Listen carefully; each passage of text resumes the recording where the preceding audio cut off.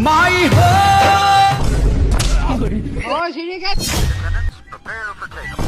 अच्छा भाभी खाने में क्या बनेगा? अबे भोसड़ी के आज बनाओ बिल्कुल सरल खाना। क्या चने की दाल लौड़े के बाल बनाओ। क्या पक रहे हो मादरचोद? भोसड़ी के हमरे भूख लागे बहुत जोर तेने कुछ लेके आओ। अभी खाना नहीं बनाया, मैं क्या लाऊं? दाल जो कोनो भैंसों के पहला लाओ खावा जाए इनकी माँ का चुत।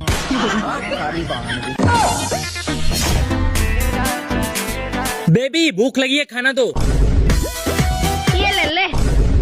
सारी बहान की। मैं नहीं खाऊंगा दाल भात, मुझे मटन चाहिए। खा ले जब भोसड़ी की दाल रोटी नहीं